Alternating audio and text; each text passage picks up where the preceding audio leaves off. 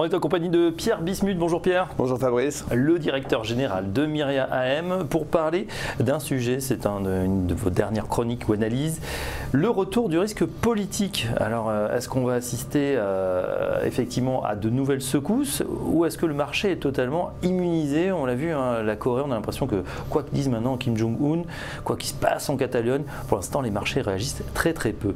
Effectivement, c'est vrai que c'est assez spectaculaire de voir cette résilience des marchés financiers. Au mois d'août, on a eu un petit soubresaut et finalement la volatilité s'est considérablement calmée. On est sous les 10, entre 9 et 10% de volatilité, ce qui est historiquement bas. En Europe, on a des Catalans qui ont des velléités d'indépendance et pourtant il ne se passe rien à part finalement un tout petit reflux de la valeur de l'euro en dollars. Et c'est vrai que pour l'instant, on a l'impression que les marchés se fient complètement aux banquiers centraux.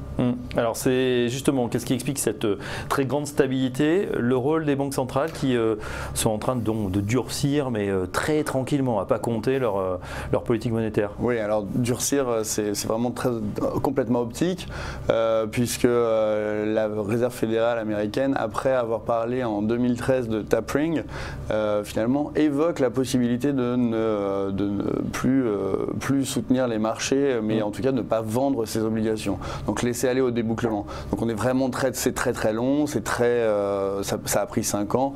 En Europe, ça va prendre, à notre avis, à peu près le même laps de temps. Donc on est vraiment au tout début d'une normalisation de politique monétaire. Donc il me semble que les marchés finalement se disent, tant que les banquiers centraux sont avec nous, finalement tout ça va rester sous contrôle. Ouais, je reviens justement sur l'épisode catalan là, depuis une semaine qui agite les marchés. En tout cas, on en parle beaucoup sur cette antenne. On voit quand même que les sièges de 4 groupes de l'IBEX, l'équivalent du CAC 40, sont en train de plier bagages et de sortir de la Catalogne. Est-ce qu'à votre avis, on n'est pas sur le début d'un mouvement? Est-ce qu'on n'est pas dans une anomalie là, concernant ce phénomène catalan? En tout cas, c'est vraiment un saut dans l'inconnu, puisque nous, on a du mal à savoir ce qu'il arriverait si demain le Parlement catalan proclamait l'indépendance.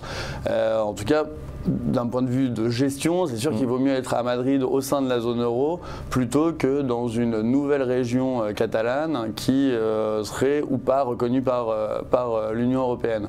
Donc c'est vrai que c'est plutôt une saine gestion de transférer ces groupes. Ça risque en même temps de peser sur les finances catalanes et peut-être d'influencer la décision de proclamer l'indépendance ou pas. On a vu des effets de bord notamment sur l'IBEX évidemment qui a pâti de ces mouvements, de l'incertitude évidemment.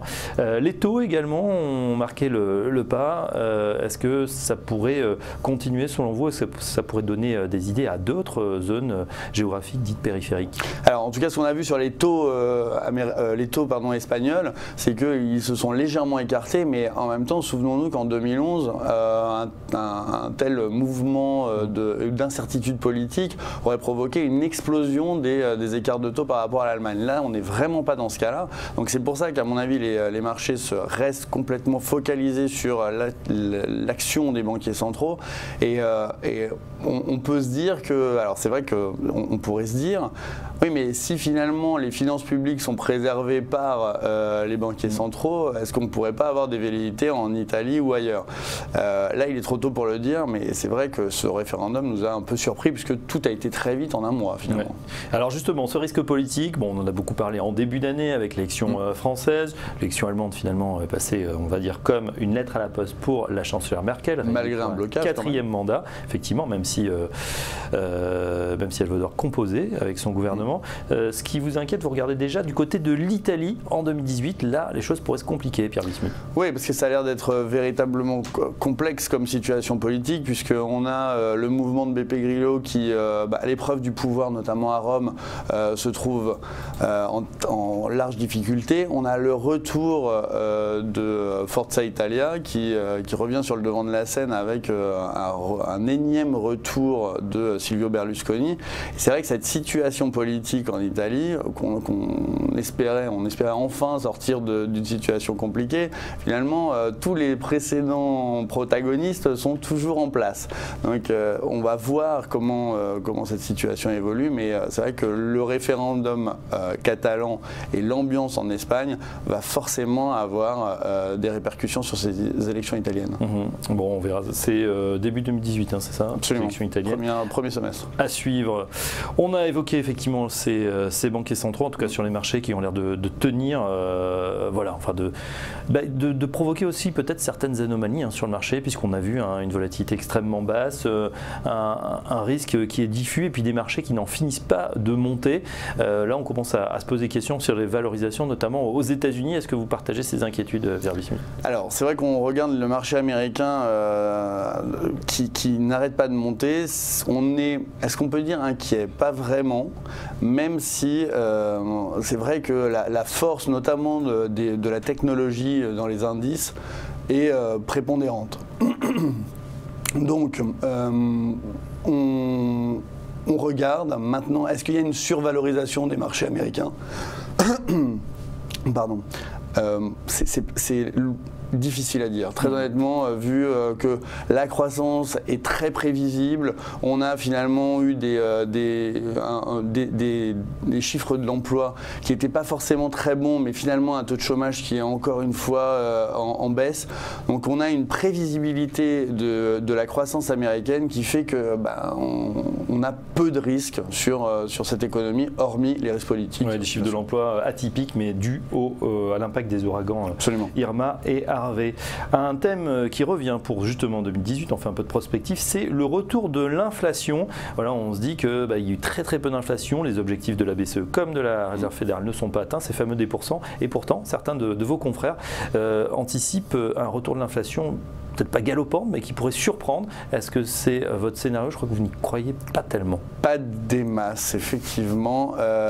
C'est vrai qu'on voit difficilement, même si on a des chiffres de l'emploi qui sont très bons en Europe, bon, aux États-Unis on n'en parle même pas, on a finalement, si on regarde les États-Unis, assez peu de tensions salariales.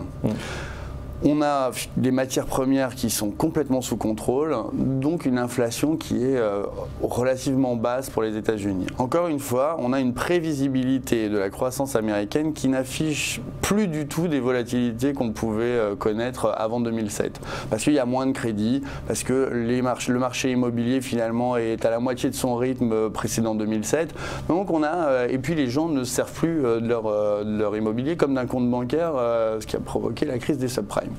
Quand on regarde en Europe, on a des freins à l'inflation un peu partout. On a un euro qui est fort, des matières premières qui sont en berne, et malgré un assouplissement quantitatif énorme de la BCE, un mal fou à reflater l'économie. Donc déjà, il faudrait que la BCE ait en ligne de mire sa cible des 2%, légèrement en dessous mais proche des 2% d'inflation. On voit que dans le discours de Mario Draghi, on en est très loin. Donc c'est vrai que nous, on est plutôt circonspect sur ce retour de l'inflation. On a eu un blip, si vous me passez l'expression, avec l'élection de Donald Trump, qui a fait long feu. Oui, effectivement, et on va voir dans quelques instants, Pierre Bismuth, comment ça se traduit sur les marchés. On entame ce 4e trimestre. Qu'est-ce que cela nous réserve? Sur quoi il faut investir? On en parle dans une seconde.